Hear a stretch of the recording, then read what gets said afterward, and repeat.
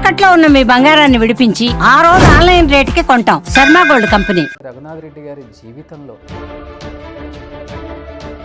ఆయన అన్న ఒక మాట నేను జీవితంలో మర్చిపోలేను. రఘునాథ్ రెడ్డి, నీ గురించి ఎవరెవరో ఏదేదో ఎందుకు చెప్పారు ఆయన అప్పుల్లోనే అంత పెద్ద మాట మీకు? మరి అక్కడ ఏమైందో ఏమిటో నాకైతే తెలీదు. ఎవరో ప్రత్యేకం నా గురించి మెడ్రాస్లో స్ప్రెడ్ చేశారు. కమర్షియల్గా నేను ఫెయిల్యూర్, పెద్ద ఫెయిల్యూర్. ఇప్పుడు ఎలా బతుకుతున్నామని అడగవచ్చు. నేను రైల్వేలో 28 సంవత్సరాల పైన చేశాను. దాంతో నాకు పెన్షన్ వస్తుంది. నా దగ్గర నుంచి నేను 3 ప్రాణాల మీద బతుకుతున్నా. 2 ప్రాణాలు పైకి వెళ్ళిపోయినాయి. I'm an only 3 life. నాది వాళ్ళిద్దరిది. Hi, welcome to our channel. So నేను మీ రోషన్. పాత రోజుల్లో సినిమాల గురించే కాదు, వాళ్ళు ఎలా ఉండేవాళ్ళు, వాళ్ళ వ్యక్తిగత విశేషాలు కూడా చాలామంది కూడా మనకి షేర్ చేసుకుంటున్నారు. దానిలో భాగంగా ఇప్పుడు మనం ఒకప్పుడు ఎంతోమందిని అలరించిన రఘునాథ్ రెడ్డి గారి గురించి చెప్పాలి అంటే ఎన్ని సినిమాలు సూపర్ డూపర్ హిట్స్ ఉన్నాయో ఆయన ఖాతాలో ఆయన అడిగి తెలుసుకుందాం. నమస్కారం సార్. నమస్కారం అండి. ఎలా ఉన్నారు? బాగున్నాను. మీరెలా ఉన్నారు? నేను super. First of all happy new year. Same to you.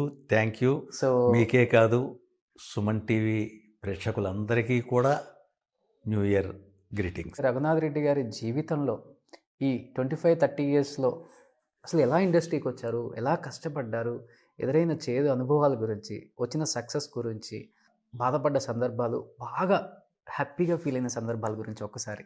ముందు చెప్పదలుచుకుంది ఏంటంటే, ఇండస్ట్రీలో నేను బాధపడ్డ సందర్భాలంటూ ఏమీ లేవండి. అన్నీ సంతోషపడ్డ సందర్భాలే ఎక్కువ. యాక్చువల్గా చెప్పాలంటే నేను పల్లెటూళ్ళలో పుట్టాను 43లో. ఆ తర్వాత ఒక 12 ఏళ్ళు అక్కడే ఉన్నాను. ఆ తర్వాత విజయవాడ వచ్చాను. విజయవాడ వచ్చి కొంత చదువు అయిన తర్వాత అటు ఆర్ఆర్బి ఎగ్జామినేషన్ రాయటం. నేను రైల్వేలో 64లో అపాయింట్ అయ్యాను నేను యాజ్ ఎ క్లర్క్. ఆ తర్వాత అక్కడే చేస్తూ ఇక్కడ లాలాగూడలోనే అపాయింట్ అయ్యాను, సికింద్రాబాద్ లాలాగూడలో. అక్కడ చేస్తూ ఉండంగానే నేను ప్రమోషన్ కోసం అని చెప్పని మళ్ళీ రాయనపాడుకు ట్రాన్స్ఫర్ పెట్టుకోవటం, రాయనపాడులో ఒక 10 ఏళ్ళు చేయటం. అక్కడ 10 ఏళ్ళు చేస్తున్న టైంలోనే డెప్యుటేషన్ మీద 2 ఇయర్స్ ఇరాక్ వెళ్ళి రావటం. ఓకే. అక్కడ ఉండంగా యాక్చువల్గా నేను లాలాగూడలో పనిచేసిన టైంలోనే మా గురువుగారు శ్రీహరిమూర్తి గారు, టి శివరామకృష్ణ గారు, వాళ్ళిద్దరూ నన్ను స్టేజ్కి ఇంట్రడ్యూస్ చేశారు. నా మొట్టమొదటి నాటకం బెల్లంకొండ రామదాసు గారిది ఆకాశరామన్న. దాంట్లో హీరో నేను. మీది హీరో కట్అవుట్ అసలుకి. Hero, first hero. ఇప్పుడే ఇంత అందంగా ఉన్నారు అంటే వైట్ హెయిర్ వచ్చిన అప్పుడు ఎలా ఉండేవాళ్ళో ఒకసారి ఊహించుకోవచ్చు. అయితే ఆ నాటకం చాలా బాగా వచ్చింది. అప్పటి నుంచి నన్ను మా గురువుగారు ఏం చేశారంటే, నువ్వు కంటిన్యూస్గా స్టేజ్ మీద చేయాలి అని అన్నారు. మేము కలిపి మొత్తానికి సినిమాల్లో జాయిన్ అయిన తర్వాత కూడా స్టేజ్ మీద వర్కౌట్ చేశాను. నేను చాలా చేశాను. అలా కొన్ని వందల డ్రామాలు ఆడాం. నా మొట్టమొదటి పరిషత్తు ఇక్కడే హెచ్ఎంటీ కాంపిటీషన్స్లో పునరభిజన్నం అని చెప్పని ఓకే దాన్ని అక్కడ నేను బెస్ట్ యాక్టర్ తీసుకున్నాను. ఆ తర్వాత రాయనపాడు వెళ్ళటం, అక్కడ చేయటం, అక్కడ చేస్తూ ఉండగానే విజయవాడ టీములతో పాటు కలిపి నాటకాలు ఆడటం అది జరిగింది. సినిమాల గురించి నాకు ఎప్పుడు అసలు ఐడియా లేదు. యాక్చువల్గా చేయాలని కూడా పెద్ద ఇంట్రెస్ట్ ఉండేది కాదు. బట్ మేము రఘుబాబు పరిషత్లో పరుచూరి బ్రదర్స్, పరుచూరి వెంకటేశ్వరరావు గారి పెద్ద అబ్బాయి గుర్తుగా, చిన్న అబ్బాయి ఆయన గుర్తుగా రఘుబాబు పరిషత్తు, ఆ రఘుబాబు పరిషత్తులో త్యాగరాయగాన సభలో మేము ధర్మో రక్షతి రక్షితః అనే ఒక నాటిక ఆడాం. అక్కడ నన్ను పరుచూరి బ్రదర్స్ సినిమాకి సెలెక్ట్ చేశారు. సినిమాకి సెలెక్ట్ చేసి సర్పయాగంలో మొట్టమొదటి క్యారెక్టర్ నాకు ఇచ్చారు. అక్కడ అది యాక్చువల్గా 96 కాదు, 91 ఆ సర్పయాగం చేసిన టైంలోనే నన్ను ఒక్కడనే కాదు, ఆ నాటక పోటీల్లో పాల్గొన్న వాళ్ళల్లో ఒక 10 మందిని సెలెక్ట్ చేశారు పరుచూరి బ్రదర్స్.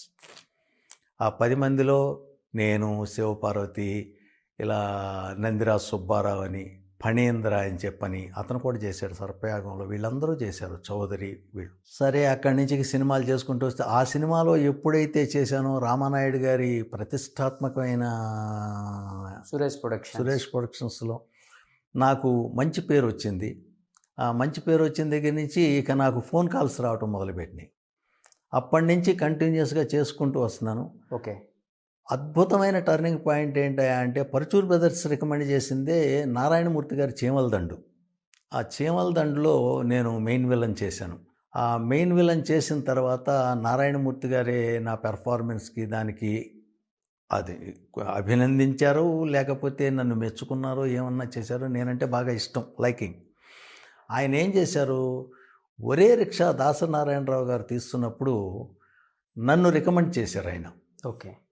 ఆ క్యారెక్టర్ కోసం నేను చాలాసార్లు తిరిగాను దాసనారాయణరావు గారి దగ్గరికి. ఇట్లా అయిన తర్వాత ఆఖరికి నారాయణమూర్తి గారే చెప్పి ఆయనకి నన్ను ఆ మెయిన్ విలన్ క్యారెక్టర్కి నన్ను పక్కా చేయించారు, సెలెక్ట్ చేయించారు. ఆ ఒరే రిక్షా 1995లో చేసిన తర్వాత నేను వెనక్కి తిరిగి చూసుకోవాల్సిన అవసరం రాల. సూపర్. నా ఫోను ఆల్మోస్ట్ 24 గంటలు మోగుతూనే ఉండేది అప్పుడు. ఆ రకంగా దాసరి నారాయణరావు గారి దగ్గర నుంచి ఆ క్యారెక్టర్ చేసిన తర్వాత ఆయన దగ్గర నుంచి అప్లాజే తీసుకున్నాను తప్ప, ఆయన అన్న ఒక మాట నేను జీవితంలో మర్చిపోలేను. రఘునాథ్ రెడ్డి, నీ గురించి ఎవరెవరో ఏదేదో చెప్తా ఉంటారు, అయ్యేం నువ్వు పట్టించుకోకు, ఇప్పుడు ఎలా ఉన్నావో అలాగే ఉండు, ఏ ఎత్తుకు ఎదిగినా కూడా అలా మెయింటైన్ చేసుకో, నీకు మంచి భవిష్యత్తు ఉంది అని చెప్పారు. నేను అలాగే మెయింటైన్ చేసినన్నాళ్ళు ఎవరితోనూ ఏ ఇబ్బంది లేదు, నాతో ఎవరికి ఏ ఇబ్బంది లేదు. ఎందుకు చెప్పారు ఆయన అప్పుడులోనే అంత పెద్ద మాట మీకు? ఎందుకంటే నా గురించి క్యారెక్టర్ ఇచ్చే ముందు వేరే వాళ్ళు ఏదో చెప్పారంట నా గురించి. అంతకుముందు నేను పోకూరి బాబురావు గారు ఎర్రోడ్ చేస్తున్నా, రామచంద్రపురంలో చేస్తున్నప్పుడు మరి అక్కడ ఏమైందో ఏమిటో నాకైతే తెలీదు, ఎవరో ప్రత్యేకం నా గురించి మెడ్రాస్లో స్ప్రెడ్ చేశారు బ్యాడ్గా. ఆ విషయం ఆయన దగ్గరికి వెళ్ళింది. ఆయన దగ్గరికి వెళ్ళేసరికి ఆయన నీ గురించి ఎవరెవరో ఏదో చెప్తా ఉంటారు, నువ్వు దాని గురించి పట్టించుకోకు అని చెప్పని అప్పుడు నాకు ఇచ్చిన అడ్వైస్ అది. ఓకే. పైగా రఘునాథ్ రెడ్డి, నీ పెర్ఫార్మెన్స్ చూసిన తర్వాత నీకు సింగిల్ టైటిల్ కార్డు వేయాలనిపిస్తుంది అని చెప్పని ఒరే రిక్షాలో నాది సింగిల్ టైటిల్ కార్డు అండి. It is an achievement for me. నేను చాలా గర్వపడే విషయం కూడాను. ఓకే. ఆయన దగ్గర నుంచి అదే టైంలో నాకు అప్పటికి మనిషికి 5 ప్రాణాలు ఉంటాయండి. 5 ప్రాణాల్లో నా 4 ప్రాణాలు బయటే ఉండేవి. ఫస్ట్ పరుచూరి బ్రదర్స్, నారాయణమూర్తి గారు, రామానాయుడు గారు, దాసరి నారాయణరావు గారు. ఇప్పుడు నా దగ్గర నుంచి నేను 3 ప్రాణాల మీద బతుకుతున్నా, 2 ప్రాణాలు పైకి వెళ్ళిపోయినాయి. ఐఎమ్ అన్ ఓన్లీ 3 లైఫ్స్, నాది వాళ్ళిద్దరిది. ఇది నేను చెప్పగలిగినట్టు అది. అప్పటి నుంచి నేను చేసుకుంటూ వస్తే 95 ఆ తర్వాత నాకు ఖాళీ లేదని చెప్పాను కదండి. 2005 వరకు 300 సినిమాలు చేశా. నాకు చిన్న సినిమాలు కానివ్వండి, పెద్ద సినిమాలు కానివ్వండి, ఆయన ఎవరు బాధాడు. అప్పటికి దాసనారాయణరావు గారు ఇంకో మాట కూడా అడిగారు, నువ్వు ఏ సినిమా పడితే ఆ సినిమా ఒప్పుకుంటున్నావంట, నీకు అది అవసరమా అని కూడా అడిగారు నన్ను. నాకు అర్థం అవ్వాల. ఒకళ్ళైతే చెప్పారు, మేనేజర్ని పెట్టుకో బాగుంటుంది నీకు అని చెప్పని. మేనేజర్ అంటే ఎవరు, ఎలా పెట్టుకోవాలో నాకు మెడ్రాస్ ఇండస్ట్రీ గురించి ఏమీ తెలియదు. దాంతో నేను ఎప్పుడు మేనేజర్ జోలికి పోలా. నాకున్న ఈ మొత్తం కెరీరు మేనేజర్ లేకుండానే నడిచింది. నేనే మాట్లాడేవాడిని. అది అఫ్కోర్స్ కమర్షియల్గా నేను పెద్ద ఫెయిల్యూర్ నిజం చెప్పాలంటే. నేను ఇన్ని సినిమాలు చేసిన తర్వాత యాక్చువల్గా ప్రతి వాళ్ళు ఏం అడుగుతారు, ఏం చెప్తారు అంటే నేను బాగా సంపాదించుంటాను అని చెప్పని. బట్ ఐఎమ్ సారీ, నేనేం సంపాదించలేదు. సినిమాల్లో వచ్చింది, సినిమాల్లో నా ఖర్చులకి వాటికి అన్నిటికీ సరిపోయేది. బట్ ఇప్పుడు ఎలా బతుకుతున్నామని అడగవచ్చు. నేను రైల్వేలో 28 సంవత్సరాల పైన చేశాను. దాంతో నాకు పెన్షన్ వస్తుంది. నేను, నా వైఫ్, నా పిల్లలంతా సెటిల్డ్ కాబట్టి ఆ పెన్షన్తో బతుకుతున్నాను. అంటే అంత పెద్ద ఆర్టిస్ట్ ఇన్ని సినిమాలు తీశారు, ఒక మేనేజర్ ఉన్నా ఉండకపోయినా కానీ మీకంటూ ఎంత ఇవ్వాలో వాళ్ళకి తెలుసు, ఒక ఐడియా ఉంటుంది. అంటే రఘునాథ్ రెడ్డి గారిని రెమ్యునరేషన్ వైజ్ కొంచెం చిన్న చూపు చూసింది అనుకోవచ్చు ఇండస్ట్రీ. బాగా చిన్న చూపు చూసింది, అనుమానం అవసరంలా. నేను ఫర్ ఎగ్జాంపుల్ ఎక్కడైనా ఎవరైనా పక్కన వాళ్ళని ఇనిషియేటివ్గాను ఏదో ఆదర్శంగానో తీసుకుని ఈ క్యారెక్టర్కి నాకు ఇంత ఇవ్వండి అన్నామనుకోండి, నేను అడిగిన దాంట్లో 4వ వంతు ఇస్తారు వాళ్ళు. ఒక పెద్ద సినిమా చేశానండి, రాఘవేంద్రరావు గారు డైరెక్టర్. సినిమా పేరు మన శ్రీమతి వెళ్ళొస్తా. మన జగపతి బాబు గారు హీరో, ఆయన ఫాదర్ నేను, 2 హీరోయిన్లు. దాంట్లో ప్రొడ్యూసర్ గారి దగ్గర మాట్లాడిన తర్వాత నేను ఒక అమౌంట్ అడిగాను ఆయన్ని. అడిగితే చిన్న సినిమా అండి ఇంత తీసుకోండి అన్నారు. చేయండి అన్న. ఇండస్ట్రీలో నాకున్న అదే ఒక గుడ్ విల్. అలాగే ఎవరైనా టెక్నీషియన్ కూడా అన్నా నేను సినిమా చేసుకుంటున్నాను, నాకు ఒక రోజు 2 రోజులు కాస్త చేసి పెట్టన్నా అంటే ఫ్రీగా చేసుకోమనేవాడిని. ఎందుకంటే వాళ్ళంటే నాకు అభిమానం. అలాగే ఎవరైనా కూడా రెమ్యూనరేషన్ గురించి ఆలోచించకుండా చేశాను. చాలా మంచి క్యారెక్టర్లు చేశాను. ఇండస్ట్రీలో ఉన్న లేడీ ఆర్టిస్టులకి ఈవెన్ ఒకళ్ళిద్దరు హిందీ వాళ్ళకు కూడా నేను ఫాదర్ క్యారెక్టర్ చేశాను. దాంతో ప్రెస్ వాళ్ళందరూ నన్ను ప్రెస్ రిపోర్టర్స్ అక్కడ కూర్చోగానే దేశమామ, నేను మామ మామ అని పిలిచేవాళ్ళు అందరూ. అట్లా అది నా సినిమా ఇది. ఆ రకంగా చేసుకుంటూ వచ్చాను. ముఖ్యంగా ఏమైందంటే నేను మోహన్ బాబు గారితో కూడా చాలా సినిమాలు చేశాను. ఆయనకి నేనంటే చాలా అభిమానం. నేను ఎవరితో చేసినా కూడా నన్ను అభిమానించారు, నన్ను మెచ్చుకున్నారు, బాగా చేసామన్నారు తప్ప. ఎందుకంటే డబ్బుల పరంగా మీరు చాలా వీక్. డబ్బులే కాదు, ఇప్పుడు డబ్బులు వీక్ అది పక్కన పెట్టండి. వాళ్ళకి తెలియదు కదా, హీరోకి తెలియదు కదా నేను ఎంత తీసుకుంటున్నాను అనేది. ఆటోమేటిక్గా వాళ్ళకి అక్కడ పెర్ఫార్మెన్స్ కావాలి. ఓకే, పెర్ఫార్మెన్స్ పరంగా నేను ఎవరిని ఎక్కడ ఏ రకంగానూ టైమింగ్ పరంగా కానీ ఇబ్బంది పెట్టలా. 8ంటికి షూటింగ్ కానీ 8ంటికి రండి అన్నారనుకోండి, 7:45కి నేను అక్కడ ఉండేవాడిని. అలా చేసి వాళ్ళందరికీ కోఆపరేట్ చేయటం కానివ్వండి, ఏ రకంగా అయినా కూడా చేయటం కానివ్వండి చేసేవాడిని. ఇంతమంది హీరోయిన్లకి నాన్నగా చేశారు కదా, సో నిజ జీవితంలో కూడా ఒక రియల్ ఫాదర్ కూడా అనిపించుకున్నారు. మంచి ఫాదర్, వెల్ సెటిల్డ్ పిల్లలు కూడా. ఇంతమంది హీరోయిన్స్కి చేసినప్పుడు మీకు బాగా అనిపించిన, అబ్బా నా కూతురులాగా అనిపించిన హీరోయిన్ అంటే ఎవరి పేరు చెప్తారు మీరు? నేను ప్రత్యేకం అదేం లేదండి, నాకు ఆ క్యారెక్టర్ వరకే డాక్టర్ అండి. ఆ తర్వాత నేను ప్రత్యేకం అఫెక్షన్ పెంచుకున్నట్టు కానీ లేకపోతే ఈ అమ్మాయి బాగుంది, ఈ అమ్మాయి చక్కగా ఉంది, నా డాక్టర్ అనిపించింది, నాకు ఎప్పుడు ఆ రకమైన ఇది రాలా. ఆ క్యారెక్టర్ పరంగా చూస్తే ఓకే చేయటం, అంతవరకు వచ్చేయటం బాగుందమ్మా అనేది ఇది. ఆల్మోస్ట్ ఎంతమంది హీరోయిన్స్కి చేశారు ఫాదర్గా? నేను చేసి ఉంటానండి 400 సినిమాల్లో దాదాపు ఒక 25-30 మందికి చేసి ఉంటాను తేలిగ్గా. హిందీ మౌసమి చటర్జీకి కూడా నేను హిందీ పిక్చర్లో ఫాదర్ చేశాను. పూజా బాత్రా ఇలా వీళ్ళకి. ఇవన్నీ ఇక అది మామూలు చావాలింది గేమ్ చేసుకుంటూ. అప్పుడు వైట్ హెయిర్ లేదు కదా, బ్లాక్ హెయిర్? లేదండి, బ్లాక్ హెయిర్ డై చేసేవాడిని. కానీ తర్వాత ఈ హెల్త్ ప్రాబ్లము ఇది వచ్చిన తర్వాత ఎప్పుడైతే సినిమాలు తగ్గినాయో నా పనులన్నీ తగ్గించుకోవాలి, టైంగా కొంచెం చూసుకోవాలనే ఉద్దేశంతో నేను డై చేయటం కూడా మానేశాను. కానీ ఈ రియల్ హెయిర్తో కూడా మంచి క్యారెక్టర్స్ చేయొచ్చు. మధ్యలో కొంతమంది ఆర్టిస్టులు ట్రై చేశారు కదా ఇది కూడా. అవును, కూర్చుని అయితే చేయొచ్చండి, నడవలేను పెద్దగా, నడక లింప్ వస్తుంది. దాంతో నేను ఎవరైనా అడిగినా కూడా బాబు నేను నడవలేను, కూర్చుని అయితే చేస్తా. అలా చేసిన సినిమా ఏంటంటే నడిచి కూడా చేశాను. సుబ్రహ్మణ్యపురం లేటెస్ట్గా ఒక 1.5 year అయి ఉంటుంది, మహా అయితే 1 year. దాంట్లో మెయిన్ పూజారి క్యారెక్టర్ చేశాను. గుడి బాగుంటుంది ఆ వనపర్తి దగ్గర. సో ఇండస్ట్రీలో చేయని క్యారెక్టర్ లేని రఘునాథ్ రెడ్డి గారు చాలా వరకు హెల్త్ పరంగా ఇబ్బంది పడుతున్నారు అన్న విషయం చాలా తక్కువ మందికే తెలుసు. ఏంటి అసలు మీ హెల్త్ ఇష్యూ ఏంటి? సరిగా నడవలేకపోతున్నారు ప్రజెంట్ అని కూడా విన్నాను నేను. ఏంటి అసలు హెల్త్ ఇష్యూ ఏంటి మీకు? ఏం లేదండి, 2008లో స్ట్రోక్ వచ్చింది. స్ట్రోక్ వచ్చిన తర్వాత నేను ఇమ్మీడియట్గా కిమ్స్లో జాయిన్ అయ్యాను. కిమ్స్లో ఒక ఇంజెక్షన్ ఏదో ఇచ్చారు. ఆ తర్వాత క్యూర్ అయిపోయింది. మళ్ళీ 2014 దాకా చేసుకుంటూనే వచ్చాను సినిమాలు. ఓకే, పెద్ద ప్రాబ్లం రాలా, ఇబ్బంది పెట్టలా నన్ను. బట్ 2011లో ఒకసారి మైల్డ్గాను, 2014లో ఇంకొద్దిగా మైల్డ్గాను వచ్చేసరికి డెటీరియరేట్ అయిపోయింది. దాని ఎఫెక్ట్ నా మీద పడింది. అది చూసుకుంటూ వచ్చాం. సో 3 times వచ్చింది స్ట్రోక్? 3 times వచ్చింది. So you are very lucky అనుకోవచ్చు sir. As a matter of fact ఒక రకంగా లక్కీ, ఒక రకంగా చాలా బాధేస్తూ ఉంటుంది ఒక్కోసారి. నేను విన్నది కూడా ఫస్ట్ టైం స్ట్రోక్ వచ్చినప్పుడు కూడా 1 hour అసలు అందరూ కూడా ఎవరో కనిపెట్టలేకపోయారంట మీ స్ట్రోక్. బట్ మీ అంతటి మీరే లెఫ్ట్ హ్యాండ్ నుంచి 108కి కాల్ చేసి పిలిచారని నేను చేశాను. అదంతా అప్పుడు వాళ్ళు పిలిచారు. తర్వాత మొత్తానికి నేను మా అల్లుడి ఇంట్లోనే ఉన్నాను, కింద ఆఫీస్లో ఉన్నాను, వాళ్ళు పైన ఇంట్లో ఉన్నారు. ఆయనకు ఫోన్ చేస్తే ఆయన రావటం, నన్ను ఇమ్మీడియట్గా జాయిన్ చేయటం, సాయంత్రంకి మళ్ళీ కొద్దిగా ఇది క్లియర్ అయిన తర్వాత మళ్ళీ వస్తుంటే ఇంజెక్షన్ ఇచ్చారు. అప్పుడేం ప్రాబ్లం రాలేదు. డాక్టర్ గారిని కూడా అడిగాను నేను, ఏమండి మళ్ళీ వస్తుందా అని.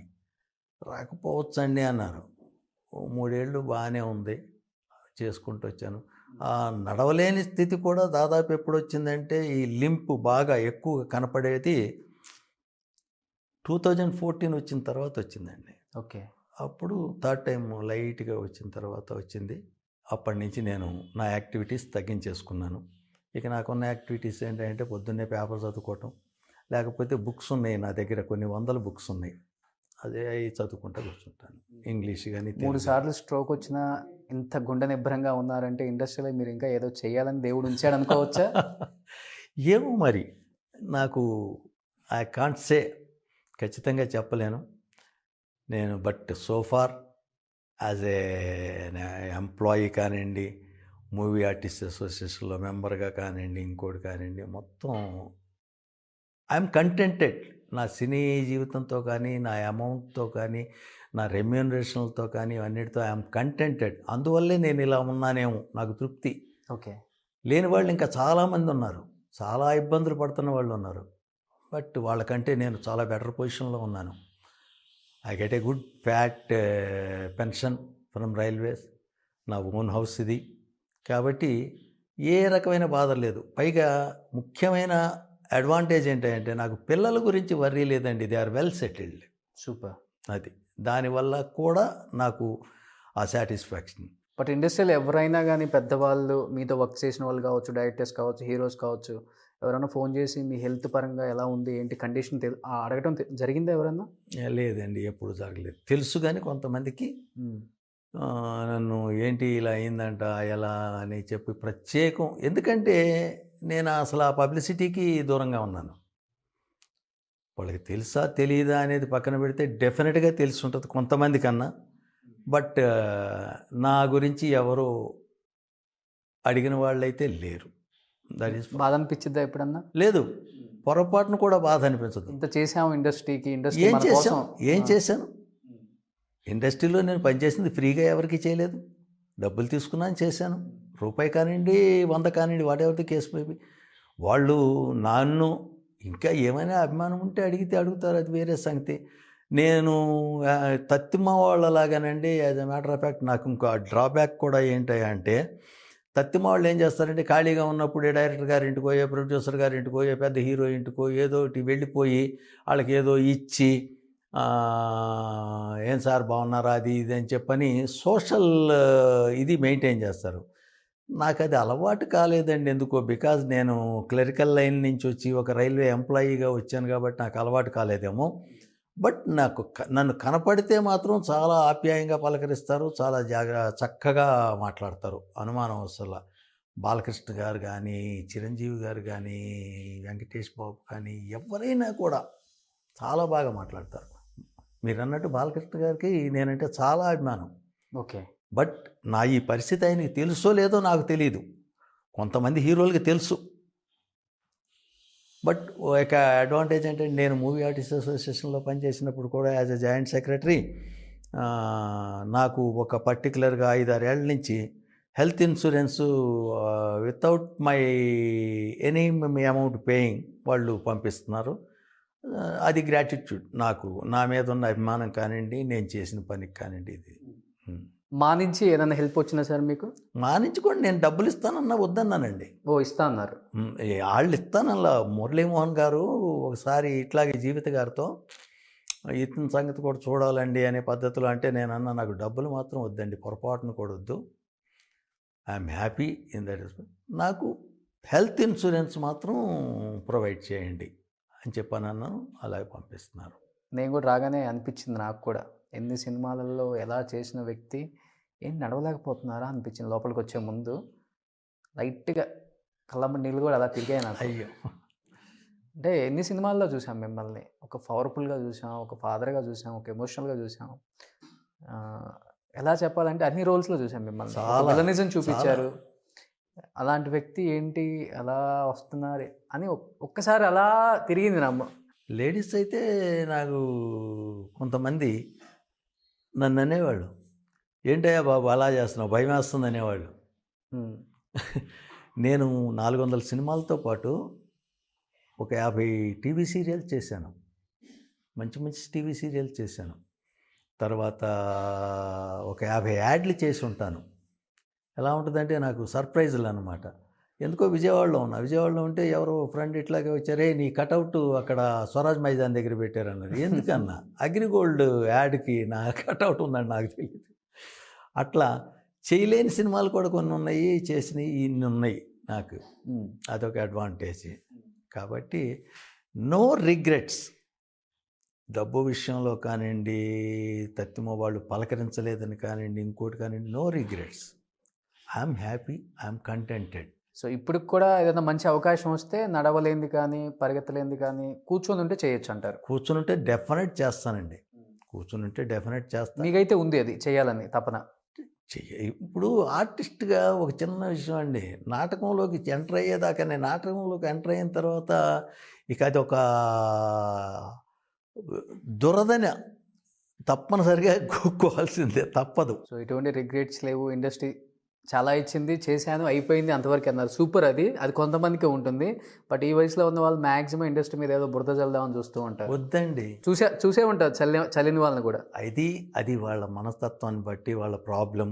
యాక్చువల్లీ చెప్పాను కదండి, కొందరికి గడవడదు అనుకోండి ఇబ్బంది.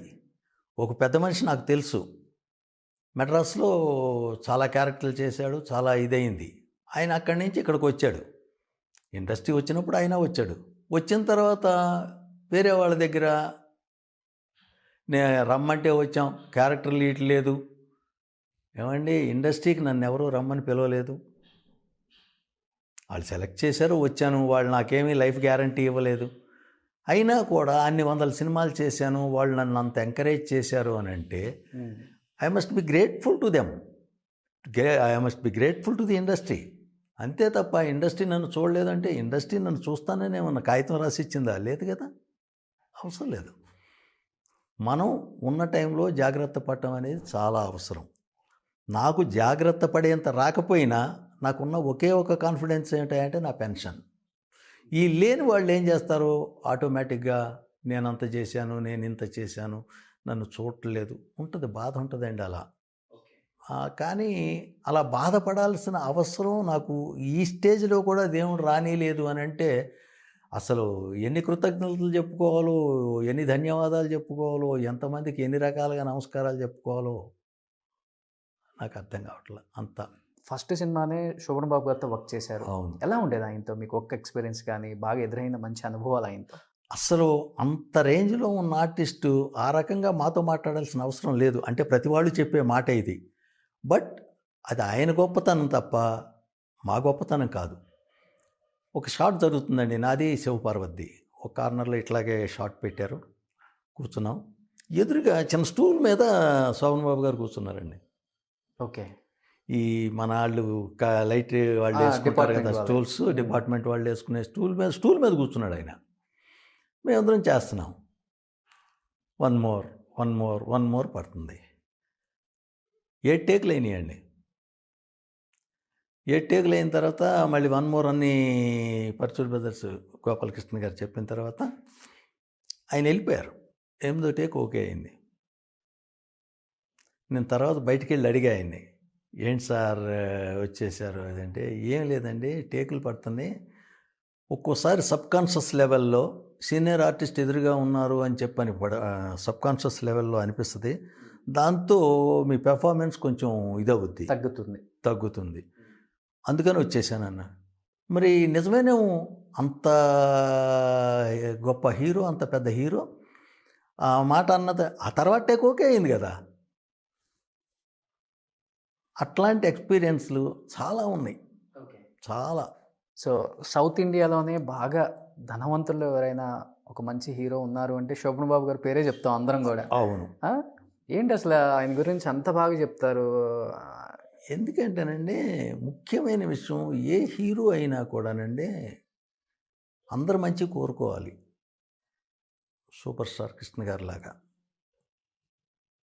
ఆయన కూడా ఏంటంటే ఆయన పని ఆయన చేసుకుంటారు, ఆయన డబ్బులు ఆయన తీసుకుంటారు, భూమి మీద పెట్టుబడి పెడతారు. మురళీమోహన్ గారికి ఆయన చెప్తూ ఉంటారు నాతో, ఎందుకంటే మా ప్రెసిడెంట్గా చేశారు మూవీ ఆర్టిస్టులు మాతో పాటు. ఆయన చెప్తూ ఉంటారు, భూమిని నమ్ముకో, భూమిని నమ్ముకుంటే చెడిపోవు అని చెప్తూ ఉంటారు మురళీమోహన్ గారు. ఆ మాట ఆయనకి శోభన్ బాబు గారు చెప్పారంట. తర్వాత ఆయనే చెప్తూ ఉంటారు ఒక్కోసారి మురళీమోహన్ గారు, నేను సినిమాల్లో సంపాదించిన దానికంటే భూమి మీదే ఎక్కువ సంపాదించాను రియల్ ఎస్టేట్ ఇట్లా అని. అట్లా ఉంటుంది. ఎందుకు ఎక్కడ చూసినా జైబేరియే కదా. ఇప్పుడు శ్రీధర్ గారు ఉన్నారు, ముత్యాల ముగ్గు శ్రీధర్. ఆయన పేరు చెబితే ముందు గుర్తొచ్చేది ముత్యాల ముగ్గు ఒకటే. ఇంకో సినిమా గబుక్కుని చెప్పమన్నా కూడా మనం చెప్పలేం. As a matter of fact గుర్తురాదు గబుక్కుని. కానీ చాలా సినిమాలు చేశారు ఆయన కూడా. మరి ఆయన కూడా బాగా గాడ్ మై ఫార్బిట్, ఆయన పోయినప్పుడు కూడా ఏమి ప్రాబ్లం ఏమీ లేదు. ఆయన ఈజ్ వెల్ సెటిల్డ్. అందువల్ల ఆయన కూడా భూమినే నమ్ముకున్నారు. ఓకే. మేము మాలో పనిచేసిన టైంలో మా దగ్గరికి వచ్చి మాట్లాడుతూ ఉండేవాళ్ళు, ఇక్కడ ఎక్కడన్నా దగ్గరలో ఈ ఇంత డిస్టెన్స్లో నాకు ఏదైనా పొలం దొరికితే బాగుండు అట్లా ఇట్లా అని. అంటే భూమి అంటే అంత ఇంట్రెస్ట్ అయింది. కాబట్టి భూమిని నమ్ముకున్న ఎవరు కూడా పాడవల, దాచుకున్న ఎవరు కూడా ఇబ్బంది పడకుండా దాచుకున్న ఎవరు కూడా పాడవల. మిగతా టెక్నీషియన్ కూడా చెప్తారంట, కొనుక్కోండి భూమిని. అంతే కదా. ఇప్పుడు 10 రూపాయలు అడ్వాన్స్ తీసుకుంటే 25 రూపాయలు పెట్టి ఏదో కొనేస్తారు, తత్తిమ 15 రూపాయలు వచ్చినప్పుడు ఇస్తారు. నేను పాడవలేదు, కానీ నన్ను భూమిని నమ్ముకోమని చెప్పిన వాళ్ళు ఉన్నారు, కానీ నేను చేయలే. మీరు నమ్ముకోలేదా? నమ్ముకోలేదు కాదు, ఏమిటో ఒక రకంగా నాకు దాని మీద పెద్ద పోయేది కాదు. ఎవరి కోసం దాయాలి అనేది ఒక ఇది, దాయాల్సిన అవసరం లేకపోవటం ఒక నాకు దేవుడిచ్చిన వరం. కాబట్టి ఇంతే తప్ప ప్రత్యేకమే లేదు. ఒక చిన్న ఇన్సిడెంట్ ఏంటంటే, పరుచూరి వెంకటేశ్వరరావు గారి పెద్దల్లుడు రాజగోపాల్ గారు, డాక్టర్ రాజగోపాల్, ఆయన నాకు ఒకానొక టైంలో మన ఖానాపూర్ ఆ ప్రాంతాల్లో ఓల్డ్ బాంబే హైవేలో నానక్రామ్ కూడా పోయేదోళ్ళ కార్నర్లో నాకు 600 గజాలు ఉంది రఘునాథ్ రెడ్డి, ఇక్కడ 1000 రూపాయలు ఉంది, నీకు 600 కావాలన్నా ఇస్తా, 300 కావాలన్నా ఇస్తా, తీసుకో అని చెప్పన్నారు. నేను తీసుకోలే. అప్పుడు పెద్ద విశేషం కూడా కాదు 3 లక్షలు అనేది 300 గజాలతో, కానీ తీసుకోలే. అది కరెక్ట్గా 4 ఏళ్లలో 3 లక్షలది 75 లక్షలు అయింది. అలా 2-3 సార్లు నాకు మంచి అవకాశాలు వచ్చినాయండి. కానీ నేను దాన్ని ఎన్కాచ్ చేసుకోలేకపోయా. ఆ దేవుడు కూడా ఏమనిపించాడంటే, బాబు నీకు ఇన్నిసార్లు ఇస్తున్నాను, ఇంకా వేరే వాళ్ళకు కూడా చూడాలి కదా, నేను ఏమనుకోకు అని చెప్పని నేను వెళ్ళిపోతున్నాను, నువ్వు కొనవు.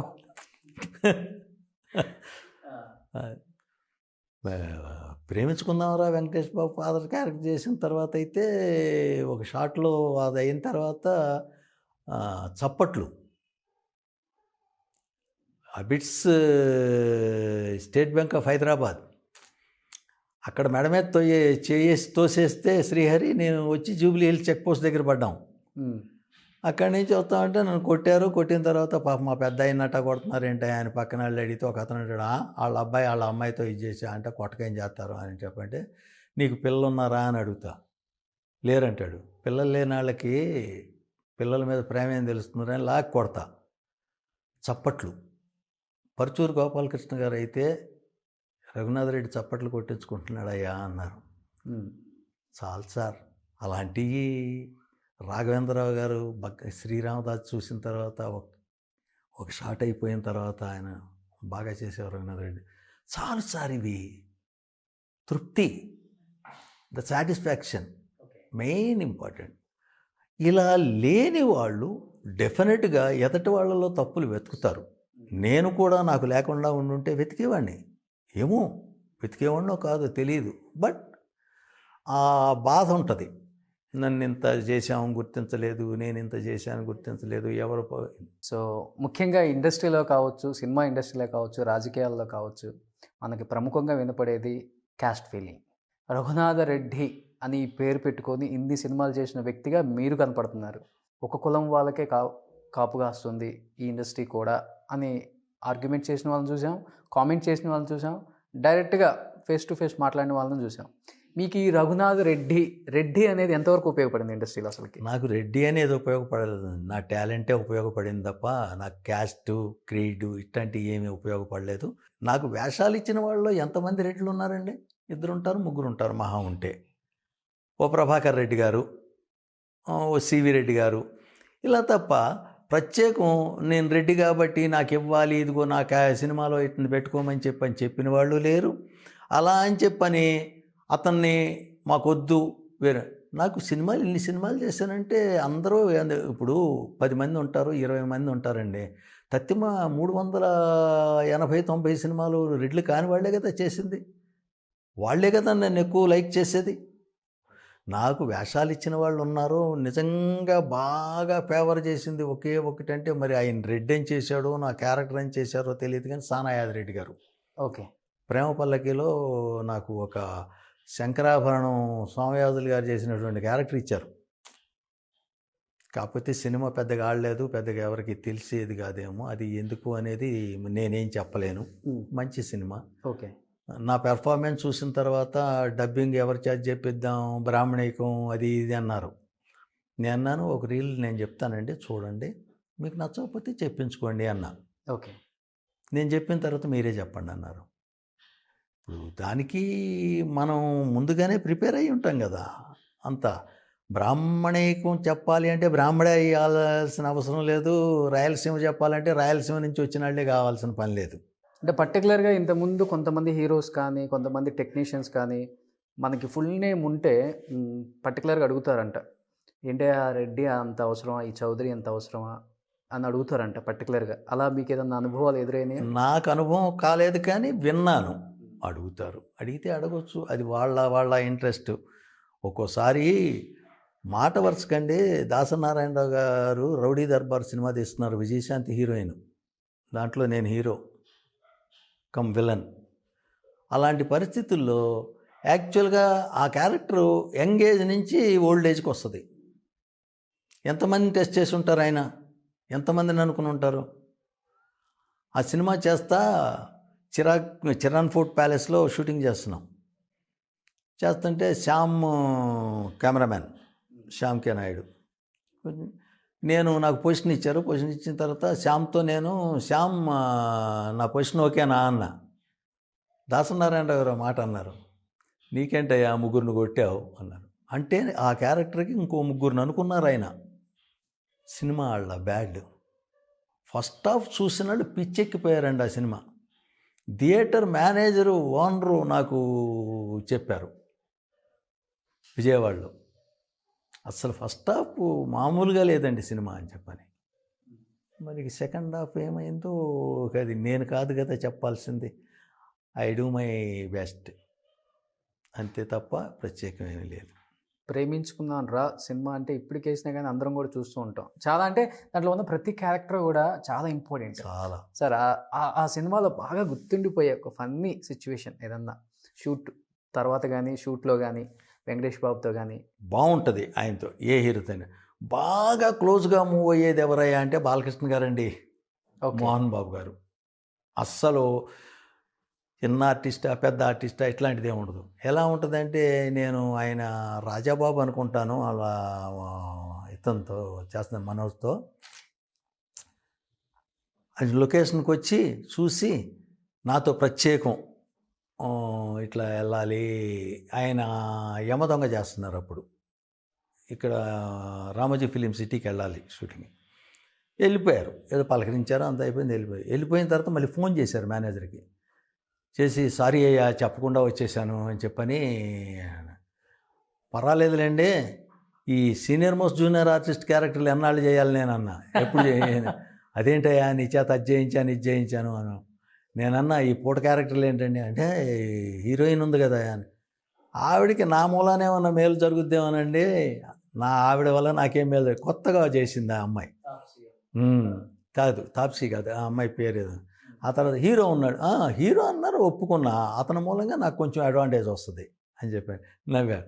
తర్వాత మేనేజర్ అడుగుతున్నాడు, అదేంటి సార్ అట్ట మాట్లాడు. ఏమవుతాయా, ఏమన్నా తప్పేమన్నా, అదే ఆయన అంటే అంత భయం. అవును, చాలామందికి భయం, చాలామందికి.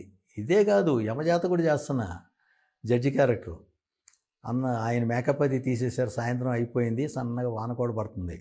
వాన పడుతుంటే జడ్జి క్యారెక్టర్ కూర్చోబెట్టడానికి లైటింగ్ చూస్తున్నారు, క్లోజ్ తీయటానికి. లైటింగ్ చూస్తుంటే అంతలోకి ఆయన తిట్టుకుంటూ వచ్చేసారు. తెలుసు కదా, నోటి తెరిస్తే బూతులే మాట్లాడతాడు ఆయన. ఎవరు? మోహన్ బాబు గారు ఓకే. కూడా ఆ. ఆపేయండి షూటింగ్, ఆపండి అయ్యా నేను చెప్తున్నాను డూమ్ అని చెప్పాను. పక్కనే శ్రీహరి ఉన్నాడు. అందరికీ భయం, వణికిపోతున్నారు. ఏంటి సంగతి ఏంటి సంగతి ఏంటి సంగతి అని. అదే ఏయ్ ఆపేయండి, ఏయ్ నన్ను ఏమయ్యా నీ గురించి నువ్వేమనుకుంటున్నావు అన్నారు. నాకేం అర్థం కాల. ఆయన సంగతి తెలుసు. టాంట్రమ్స్ ఈయన మొట్టమొదటి సినిమా అడవిలో అన్నకే నాకు పోయారు, నేను దొరకల. ఏంటయ్యా అని. ఏంటి నా గురించి నేను అనుకోవటం ఏంటా అని చెప్పానంటే, అవును నీ గురించి నువ్వు ఏమనుకుంటున్నావు అని రెండోసారి అన్నారు. అప్పటికీ మాట్లాడలే నేను. అప్పుడు శ్రీహరి అన్నాడు, తను తాను ఎస్విఆర్ అనుకుంటాడన్నా అన్నాడు. ఎస్వి రంగారావు గారు. నాకు అర్థమైంది. సార్ ఆయన దృష్టి దోషానికి నన్ను ఏం చేయమంటారు చెప్పండి సార్ అన్న. అస్సలు సెట్స్లో మొత్తం ఒక్కళ్ళు కూడా విపరీతమైన నవ్వులు. ఆయన కూడా నవ్వుకుంటూ బయటికి వెళ్ళిపోయాడు. వెళ్ళిపోయిన తర్వాత నా పక్కన ఉన్న లైట్ బాయ్ అన్నాడు, ఏంటి సార్ అట్టా చెప్పాను. ఏమైందా అన్న. నాకు తడిసిపోయింది సార్ అన్నాడు. ఇందుకు అసలు మ్యాటర్ ఏంటి, మీ గురించి మీరు ఏమనుకుంటున్నారు? అంటే నేను ఎస్వి రంగారావు లెవెల్లో అనుకుంటున్నాను అని శ్రీహరి ఎక్కించి తీసుకొచ్చాడు. ఆ శ్రీహరి ఆ మాట అనగానే నాకు అర్థమైంది ఎక్కించాడని. దాంతో అప్పుడప్పుడు ఇలాంటి ఫన్నీ చేస్తుంటారు ఆయన. అసలు మామూలుగా జోకులేరండి. ఓకే, మామూలుగా వేరు. అమ్మో చాలా చాలా స్టార్ట్ అనగానే లేకపోతే మాత్రం మా అట్టాగే తిడతారు. అది కూడా అంతే. శ్రీహరి గారితో ఎలా ఉండేది? శ్రీహరితో చాలా సినిమాలు చేశాను. బాబాయ్ బాబాయ్ బాబాయ్ అంటాడండి, నేను అబ్బాయి అంటాను. బాబాయ్ బాబాయ్ అనే వాళ్ళు మనకంటే ముందు పోతే మనకి ఎంత బాధ ఉంటుందో. అవును, చాలా చాలా. గృహప్రవేశానికి పిలిచాడు, గృహప్రవేశానికి వెళ్ళాం. నిజంగా మంచి ఆర్టిస్ట్ అండి శ్రీహరి. అతనితో బ్యాడ్ దేవుడు తొందరగా తీసుకెళ్ళిపోయాడు. కానీ అది కొంత అతను కూడా నాలాగానే నేను తొందరగా జాగ్రత్తలు తీసుకున్నట్టే అతను కూడా ఏదో ప్రాబ్లం వస్తే జాగ్రత్తలు తీసుకోవాలి. షూటింగ్ చేస్తూనే పోయాడు. అది ఒక మంచి సినిమాలు చేసాం. చాలా క్లోజ్గా ఉండేవాడు. ఇప్పుడు అడ్వైజ్ ఇచ్చారు హెల్త్ పరంగా కొంచెం బాగాలేనప్పుడు కొంచెం చూసుకోబ్బాయి అని? నేను కలవలేదండి తర్వాత. అసలు అదే నేను చెప్తున్నాను కదా, నలుగురితో కలవను, ప్రత్యేకం వెళ్ళను, ఇట్లా బాగా అతనికి ఒంట్లో బాగాలేదు అనే పద్ధతే తెలుస్తుంది తప్ప ఏ రకంగా ఉంది మనం వెళ్ళి చెప్పాలి అనేది చెప్తున్నానే. కొంతమంది అయితే కంపల్సరీగా వెళ్తారండి, వెళ్ళాలి కూడాను రూల్ ప్రకారం. నేనైతే ఆ డిస్టెన్స్లోనే ఉండేవాడిని, పెద్దగా ఇబ్బంది లేదు. అందువల్ల ఇప్పుడు నన్ను ఎవరైనా మీరు అడిగారు చూసారా, పలకరించారా అని, నన్ను పలకరించకపోయినా నేను డిస్టెన్స్ మెయింటైన్ చేసినప్పుడు వాళ్ళు కూడా అంతే మెయింటైన్ చేస్తారు కదండి. బాలయ్య బాబు గారి సినిమాల్లో ఆల్మోస్ట్ ఉంటారు. బాలయ్య బాబు గారి సినిమా అంటే మీరు ఒకళ్ళు, చలపతిరావు గారు ఒకళ్ళు, కొంతమంది ఉన్నారు కరుడు కట్టిన విలన్స్ అని చెప్పొచ్చు మిమ్మల్ని. మీ ట్రూప్ అంతా ఉంటుంది ఆయనతో పాటు. జయప్రకాష్ రెడ్డి గారు ఉంటారు ఆల్మోస్ట్. ఎలా ఉండేది బాలయ్య బాబు? ఆయనతో చాలా జోవియల్గా ఉంటుందండి. ఆయన షాట్కి వచ్చారు అనగానే ఆయన ఆ లొకేషన్లో ఏం చేస్తారంటే ఒక టీపాయ్ వేస్తారు, దాని మీద క్లాత్ వేస్తారు, డ్రై ఫ్రూట్స్ ప్యాకలు పెడతారు అక్కడ కంపల్సరీ. పెట్టంగానే షాట్ అవ్వగానే రెడ్డి గారు రండి అన్నాడు. ఆయనతో ప్యాక్ ఆడాలి. ఎవరు గెలిచేవాళ్ళు? ఎవరు గెలిచినా ఒకటి. ఆయన ఏమో కొన్ని 2 రోజులు ఏదో డబ్బులతో ఆడరు, సరదాగా ఆడతారు, అట్లా ఉండేది.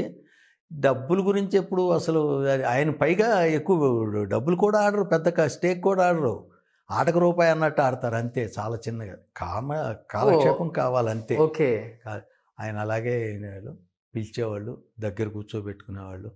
జనరల్గా కొంతమంది హీరోలు ఏం చేస్తుంటే మనం వెళ్ళి నమస్తే అన్నాం అనుకోండి, కూర్చోండి అని చెప్పని అంటూ ఉంటారు. ఆయన అలాగే అది పిలుస్తారు.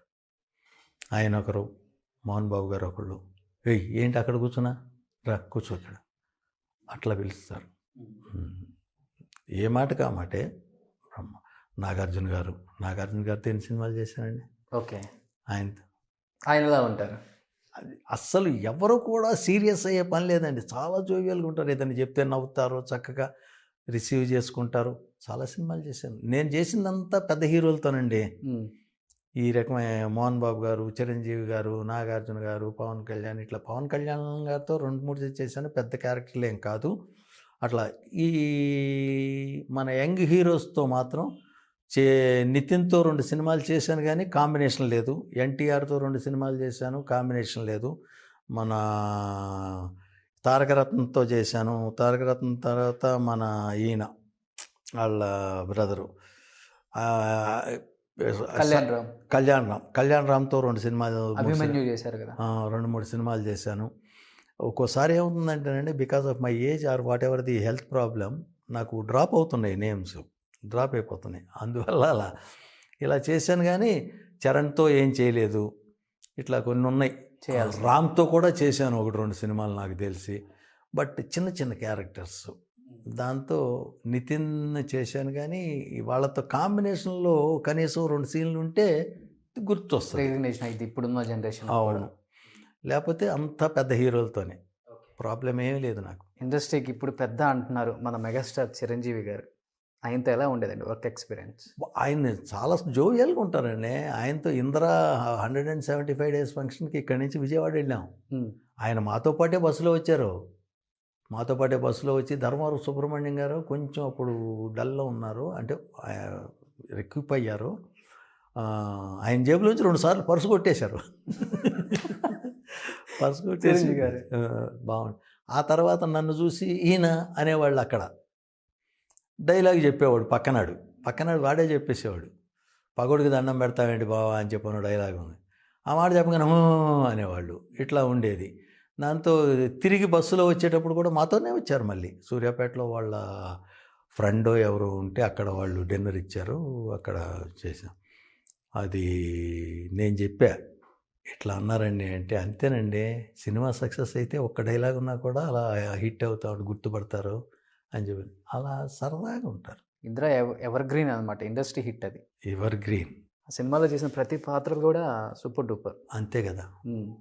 ఎవరికి కూడా ఇబ్బంది పెట్టకుండా, ఎవరికి ఎక్కడెక్కడ తీసినా కూడా చాలా అద్భుతమైన పిక్చరు, చాలా అద్భుతంగా తీశారు. వీళ్ళిద్దరి మధ్య ఏం డిఫరెన్స్ కనపడింది మీకు? చిరంజీవి గారు, బాలకృష్ణ గారు, వీళ్ళిద్దరి మధ్య తేడా అంటే ఏం చెప్పగలరు? తేడా ఏం ఉండదండి. అందరూ క్లోజ్గానే ఉంటారు. కాకపోతే అందరితో క్లోజ్గా ఉండాలని రూల్ ఏం లేదు. కాబట్టి అక్కడికి వెళ్తే వాళ్ళు పొరపాటున ఏదన్నా టీ తాగుతుంటే కూర్చోండి అంటాం, టీ తెప్పించడం అందరు చేస్తారు. ఎవరు అందరిని అంటే ఇక జూనియర్ ఆర్టిస్టులు వచ్చినా కూడా కూర్చోండి అంటారు, చేస్తారని చెప్పలేం కానండి. బట్ ఒక రికగ్నిషన్ వచ్చిన తర్వాత మాత్రం అందరూ గౌరవిస్తారు, అందరూ గౌరవంగా చూస్తారు. ఏజ్ పరంగా కానివ్వండి, ఇంకోటి కానివ్వండి. సో అన్నయ్యతో వర్క్ చేశారు, ఓకే. తమ్ముడితో కూడా చేశారు, పవన్ కళ్యాణ్. ఎలా ఉండేది పవర్ స్టార్ పవన్ కళ్యాణ్? ఆయనతో కాంబినేషన్ తక్కువ అండి. ఓ సాంగ్లోనే చేశాను, ఆ తర్వాత ఒక హాస్పిటల్ ఇది చేశాను. బ్యాడ్ ఏంటంటే అన్నయ్యలో అసలు అదే తమ్ముళ్ళలో డైలాగ్ లేదు, అసలు డబ్బింగ్ లేదు. ఆ తర్వాత ఇంకోటి అయింది, మన కరుణాకరన్ సినిమా ఒకటి చేశాను నేను. అది తప్ప అది ఇది ఆయన కాంబినేషన్ లేదు. అంతే, ఆయనతో చేసిన 2 నాకు గుర్తున్నంతవరకు. ఆయనతో ఏదన్నా పర్సనల్ ర్యాప్ ఉందా మీకు? పెద్దగా లేదండి. ఆయన మీటింగులకి మాకు కూడా రారు. చిరంజీవి గారు వస్తూ ఉంటారు. చిరంజీవి గారు వచ్చినప్పుడు, నాగేశ్వరరావు గారు వచ్చినప్పుడు ఆయన్ని అప్పుడు మాకు చాలా బాగుండేది. ఓసారి నేను ఇంగ్లీష్లో ఏదన్నా లెటర్ రాయాలంటే, నేను పెద్ద చదువుకోలే, ఎస్ఎల్సి వరకే చదువుకున్నాను, పాత ఎస్ఎల్సి. ఇంగ్లీష్లో ఏదైనా లెటర్ రాయాలంటే ఏవిఎస్ గారు నాకు చెప్పేవాళ్ళు కొన్ని లెటర్లు రాయటానికి. అది లెటర్ ఒకసారి నాగేశ్వరరావు గారు మీటింగ్లో వచ్చి నేను రాసిన లెటర్ చూసి, ఎవరు రాశారు ఇది అన్నారు. నేను బాగా రాసావయ్యా అని చెప్పని మెచ్చుకున్నారు. అలాగే ఒకసారి జాయింట్ సెక్రటరీ పోస్ట్ ఖాళీ అయినప్పుడు మీటింగ్ ఇట్లాగే జరుగుతుంటే నన్ను అందరూ ప్రపోజ్ చేస్తే చిరంజీవి గారు ఏంటి మరి జాగ్రత్త చేయాలన్నారు. సార్ పోస్ట్ అవసరం లేదు, నేను ఏదైనా చేస్తానే ఉంటాను ఆఫీస్కి అని చెప్పని అన్నాను. అట్లా అంత క్లోజ్గా ఉండేవాళ్ళు. ఆయన ఇంటికి వెళ్తే కాఫీ ఇచ్చి, ఓసారి ఇట్లాగే ఏదో ఈ టైంకి ఆయన ఇంటికి వెళ్ళాల్సి వచ్చింది. నేను చెక్ పోస్ట్ దగ్గర, ఆయన ఏదో పనిలో ఉన్నారు, కూర్చోబెట్టి కాఫీ తెప్పించి ఇచ్చారు. ఆ మర్యాదలకి ఏం లోటు చేయరండి ఏ హీరో కూడా. ఎందుకంటే అందుకనే వాళ్ళు అంత గొప్పవాళ్ళు అయ్యారు. As a matter of fact. ఇప్పుడు ఎగిరెగిరి పడుతుంటే ఎక్కడ ఆగుతారండి? వాళ్ళు అదేం చేయరు. అంత జాగ్రత్తగా చక్కగా అందరితోనూ మాట్లాడటం ఇది చేస్తారు. మీరు తీసుకున్న హయ్యెస్ట్ రెమ్యునరేషన్ అంటే మాట్లాడడం చేతగాక ఓకేనయ్యా హయ్యెస్ట్ రెమ్యునరేషన్ అంటే ఈ కెరీర్? హయ్యెస్ట్ రెమ్యునరేషన్ నేను 80,000 తీసుకున్నానండి పర్ డే కాదు, 4 రోజులు చేశాను. దానికి యాక్చువల్గా మాట్లాడింది 14 రోజులు. ఆ క్యారెక్టర్ ఎందుకు తగ్గిందో తెలియదు. అంటే ఈ లెక్కన చాలా తక్కువ రెమ్యునరేషన్ తీసుకున్నారు మీరు. చాలా. ఒకవేళ అనుకోవచ్చా ఎంత రెమ్యునరేషన్ తక్కువ ఉంది కాబట్టి నెంబర్ ఆఫ్ కౌంట్ సినిమాలు కూడా పెరిగాయి అనుకోవచ్చా? కావచ్చు. అంటే ప్రొడక్షన్ అంతా మాట్లాడుకుంటుంటారు కదా. తెలుస్తుంది కదా రఘునాథ్ రెడ్డి ఎంత తీసుకుంటున్నాడు అనేది ఏదో అనేది మాట్లాడుకుంటారు కదా. కావచ్చు కూడా, అది కూడా కావచ్చు. దానివల్ల కూడా నన్ను డిపెండబుల్, ఓకే మనకి సరిపోతుంది అమౌంట్ కూడా ఇది అనుకుని తప్పేం లేదు. ఇప్పుడు నాకు తెలిసి ఒక సినిమాకి ఏదో ఒక ఆర్టిస్ట్ని అడిగారు ఇట్లాగే. ఒక ఆర్టిస్ట్ని అడిగితే 2 lakhs ఏమో అడిగాడంట అతను. నాకు దాంట్లో సగం కూడా ఇవ్వకుండా నేను చేశాను. సో మాక్సిమం విలన్స్ అంతా కూడా కమెడియన్గా కూడా అయ్యారు. జయప్రకాష్ రెడ్డి గారు కావచ్చు, ఆయన first villain. Jayaprakash Reddy first villain కాదండి, అతను ఒరిజినల్గా యాక్చువల్గా కమెడియన్ అండి, చాలా అద్భుతమైన కమెడియన్ అండి. కానీ విలనిజం కూడా బాగా పండిస్తారు ఆయన. బాగా పండిస్తాడు, కానీ యాజ్ ఏ కో ఆర్టిస్ట్ నన్ను మామ అంటాడు. అయితే వాడు నాకు విలన్గా కంటే కమెడియన్గా అద్భుతంగా నచ్చుతాడండి. చాలా అద్భుతంగా చేస్తాడండి కమెడియన్గా. నంది అవార్డ్స్లో తిరుపతిలో ఆడుతుంటే ఒక నాటకానికి ఏమో విలన్గా తీసుకున్నాడు, ఒక నాటకానికి ఏమో కమెడియన్గా తీసుకున్నాడు నంది అవార్డ్స్. ఎలా ఉండేది మీ ఇద్దరి మధ్య మామ? అస్సలు చాలా ఎప్పుడు ఫోన్ చేస్తాడు, ఏం మామ ఏం చేస్తున్నావు అని చెప్పని అంటాడు. లాస్ట్ స్టేజెస్లోనే అలెగ్జాండర్ చేసిన టైంలో కూడా తర్వాత ఫోన్ చేశాడు, సినిమా చేసిన తర్వాత కూడా. సినిమా చేసి ఇట్లా చేశాను మామ, ధవళ సచిన్ గారు చేశారు అది ఇది అని చెప్పి. ఆయన కూడా లాస్ట్ మూమెంట్లో అన్నారు, సినిమా ఆఫర్ లేక గుంటూరులో వెళ్ళి సెటిల్ అయిపోయాను. లేకపోతే ఏమైంది అండి అర్థంకి? లేకపోయినా అది ఏదనేమి ఇప్పుడు తిండికి లేక గడవటం కానీ, ఇల్లు లేక అలా కాదు, ఆర్టిస్ట్ అనే వాళ్ళకి ఎప్పుడు పని ఉంటేనే కదా. అది ఎప్పుడు ఎంతసేపు ఏమనిపిస్తుంది అంటే నలుగురు దృష్టిలో ఉండాలి అనేది ఉంటుంది. కుదురుతుంది. ఎప్పుడైనా బాధపడ్డారు సార్ ఆయన చనిపోయే ముందు? ఎప్పుడన్నా సినిమా నాకు కనపడలేదండి, ఫోన్లో మాట్లాడుకోవటమే కదా తప్ప. లేదు మామ ఈ మధ్యన పెద్దగా చేయట్లేదు అని చెప్పడమే తప్ప ప్రత్యేకంగా ఏం లేదు. అసలు వాడు యాక్చువల్గా కోటీశ్వరుడు అయ్యేవాడండి. వాడు కరెక్ట్గా వాడి ప్రోగ్రాంలో వాడు ఉండుంటే 2 సార్లు సినిమా ఛానల్ అంటే యాక్చువల్గా టీచర్ కదండి గుంటూరులో. వాడు ఏం చేశాడు, ఒక సిస్టమ్ ఒకటి తయారు చేసుకుని ఇంప్లిమెంట్ చేద్దాం అనుకునేటప్పటికి దాసనారాయణ గారు సినిమాల్లోకి పిలిచేసరికి ఏదో నాటకం చూసి వెళ్ళిపోయాడు. వెళ్ళేటప్పుడు కూడా డబ్బులు తీసుకుని వెళ్ళి బ్యాంకులు వేసుకుని సినిమాలు ఉన్నా లేకపోయినా నేను తినడానికి ఇబ్బంది పడకూడదు అని చెప్పని పెట్టుకుని వెళ్ళాడు. తీరా చూస్తే అక్కడ 5 ఏళ్ళు చేశాడు, 5 ఏళ్ళు 6 ఏళ్ళు సక్సెస్ కాల వాళ్ళ లెక్క ప్రకారం. దాంతో తిరిగి వచ్చాడు. ఈలోపు వీడు చేసిన ప్రాజెక్టు ఆ సిస్టమ్ సివి ధన్ అని చెప్పని గుంటూరులో ఒకనొక టైంలో ఈ ట్యూటోరియల్ కాలేజీలు ఉండేవి, ఆయన అడాప్ట్ చేశాడు. ఆయన కోట్లు సంపాదించుకున్నాడు, వీడేమో సంపాదించుకోవాలా. మళ్ళీ తిరిగి వచ్చి స్కూల్లోనే ఉన్నాడు. స్కూల్లో ఉండగానే మళ్ళీ ఇదే చేసుకుంటా ఉండగా మళ్ళీ దాసనారాయణరావు గారే మళ్ళీ పిలిచారు. వసే రామలమలో నేను ఇన్స్పెక్టరు, వాడు హెడ్ కానిస్టేబుల్ అట్లా. ఇక అప్పటి నుంచి మళ్ళీ సక్సెస్ అయ్యాడు లక్కీగా. ఓకే, సక్సెస్ అయ్యాడు. నరసింహనాయుడు టైంలో వాడు మేనేజర్ని పెట్టుకున్నాడు. ఎందుకంటే వాడికి 5-6 ఏళ్ళు మెడ్రాస్ ఇండస్ట్రీ సంగతి తెలుసు కదా, పెట్టుకున్నాడు. He became a success. Lucky, అదృష్టవంతుడు. ఎలా ఉండేది కమెడియన్స్తో మీరు ర్యాప్? బ్రహ్మానందం గారు అసలు బ్రహ్మానందం అయితే నన్ను మామూలుగా రఘునాథ్ రెడ్డి అన్నాండి, రే రఘు అంటాడు. ధర్మవరపు సుబ్రహ్మణ్యం గారు, ఎంఎస్ నారాయణ, నన్ను రఘునాథ్ రెడ్డి అని పూర్తి పేరుతో ఎవరు పిలవరు, రే రఘు అంటారు. చాలా బాగుంటుంది, చాలా క్లోజ్గా ఉండేవాళ్ళు, చాలా పద్ధతిగా. ఇండస్ట్రీకి ఒక బ్యాడ్ టైం అని చెప్పుకోవచ్చు. ఎందుకంటే ఒకనొక టైంలో 2014-13 నుంచే స్టార్ట్ అయింది. ప్రతి ఇయర్ ఒక కమెడియన్ మనం మిస్ అయ్యాం. ఎంఎస్ నారాయణ గారు కావచ్చు, ధర్మవరపు గారు కావచ్చు, ఏవిఎస్ గారు కావచ్చు, జయప్రకాష్ రెడ్డి గారు, అవతి ప్రసాద్ గారు, అవును, కొండవలస గారు, ఇలా చెప్పుకుంటూ వేణుమాధవ్ గారు, మొత్తాన్ని మిస్ అయ్యాం. చాలా ఎలా అనిపించింది? అంత ఫ్రెండ్లీగా ఉండే అరే అనుకునే ఫ్రెండ్స్ ఒక్కసారిగా అలా పడిపోతున్నప్పుడు జయప్రకాష్ రెడ్డి దాకా మనం చూస్తూనే ఉన్నాం. ఎలా అనిపించింది సార్? ఏముందండి, ఏవిఎస్ గారు పోయినప్పుడు మూవీ ఆర్టిస్ట్ అసోసియేషన్లో మేమిద్దరం కలిపి పనిచేసింది. నాకు ఆయన గురించి మాట్లాడమంటే ఏడుపు వచ్చింది. నాకు ఏడుస్తానే చెప్పా. పైగా I'm not a good orator చెప్పడానికి, కానీ ఇది నాకు పెద్దగా చేత కాదు. దాంతో అసలు ఒక్కొక్కళ్ళు నాకు ధర్మవరం సుబ్రహ్మణ్యం గారితో చేశాను, కానీ ఏవిఎస్ గారితో ఉన్నంత క్లోజ్ కాంటాక్ట్ లేదు నాకు. ఇప్పుడు మీరు చెప్పిన కొండవలస కానీ ఇంకోటి కానీ ఏదో 1-2 సినిమాలు అట్లా చేసినయే. కానీ యాక్చువల్గా కొండవలస చెప్పాలంటే ఆయన క్యారెక్టర్ ఆర్టిస్టు. ఆయన నాటకాల దగ్గర నుంచి నాకు తెలుసు. ఓకే, మేము కండక్ట్ చేసిన పరిషత్తులో కూడా నాటకాలు ఆడాడు ఆయన, క్యారెక్టర్ ఆర్టిస్ట్. ఆ కళ్ళు చిదంబరం క్యాపిటలైజ్ చేసుకోలేకపోయాడు, ఆ వాయిస్ని ఈయన క్యాపిటలైజ్ చేసుకున్నాడు. ఏదన్నా కానివ్వండి, what ever the case maybe, but unfortunate. ఇలా మొత్తానికి ఇండస్ట్రీ మంచి ఆర్టిస్టులని కంటిన్యూస్గా పోగొట్టుకుంటూనే ఉంది. బాగా బాధ అనిపించింది మీకు ఎవరు ఈ చనిపోయిన వాళ్ళల్లో?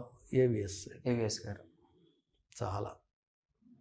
మేమిద్దరం అక్కడ ఆ పంజాగుట్ట కేర్ హాస్పిటల్ వెనక పక్కన ఇద్దరం ఎదురు బదురు ఉండేవాళ్ళం. నేను అపార్ట్మెంట్లో, ఆయన సొంత అపార్ట్మెంట్లో.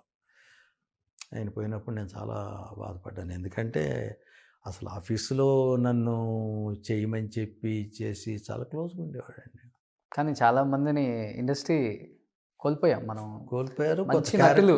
కొత్త కామెడియన్స్ కూడా వస్తూనే ఉన్నారు. They are also wonderful. వాళ్ళు బాగా పెర్ఫార్మెన్స్ ఉంది, వాళ్ళు కూడా చేస్తూనే ఉన్నారు. బట్ ఎప్పుడైనా ఏదైనా సందర్భం మీకు ఎదురైందా? అంటే సినిమా చాలా వరకు మనము ఆ సినిమాలో చేస్తున్నాం ఈ రోజు అనిపించి సడన్గా ఒక్క నైట్లోనే క్యారెక్టర్స్ మార్చేసి వేరే ఆర్టిస్ట్ని పెట్టడం మీకు ఇబ్బంది పడ్డది? ఒక సినిమా అయిందండి, దాసనారాయణరావు గారిది అయ్యింది. అది కూడా అనుకోకుండా అయింది. మన నాట్ మిస్టేక్, నా సినిమా పేరు కళ్యాణ ప్రాప్తిరస్తు. కొత్త హీరో, కొత్త కుర్రాళ్ళు. సుమ దాంట్లో ఫస్ట్ టైం చేసింది, యాంకర్ సుమ. ఓకే. వాళ్ళు దాంట్లో నేను ఒక lady artist father character. Shooting అయిపోయింది, అంటే కొన్ని రోజులు చేసిన తర్వాత మధ్యలో గ్యాప్ వచ్చేసరికి నేనేం చేశానంటే, విజయ నిర్మల్ గారి సినిమా 2 కుటుంబాల కథ మెయిన్ విలన్, దాంట్లో కమిట్ అయ్యా.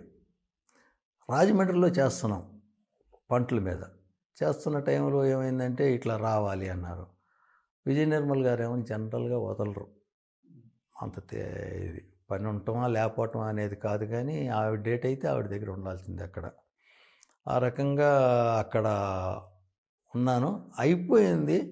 అంతకుముందు ఒక్కరోజు ముందే నా క్యారెక్టర్ మొత్తం చేంజ్ చేసి మురళీమోహన్ గారు చేత చేయించారు.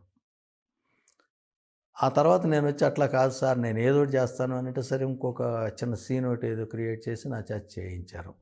అది ఒకటి పోయిందండి ఆ కొత్త సినిమా. దీనికి చాలా సినిమాలు మంచి మంచి రోల్స్ చేశారు, మంచి పేరు తెచ్చుకున్నారు. బట్ మంచి పేరు తెచ్చుకున్నాక కూడా మనకి మళ్ళీ కొన్ని చేదు అనుభవాలు ఎదురవుతూనే ఉంటాయి.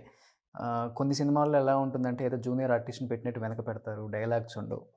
అలా బాధపడ్డ సందర్భాలు సినిమాలు ఏమైనా ఉన్నాయా సార్ మీ కెరీర్లో? అలా జూనియర్ ఆర్టిస్ట్ లాగా నేను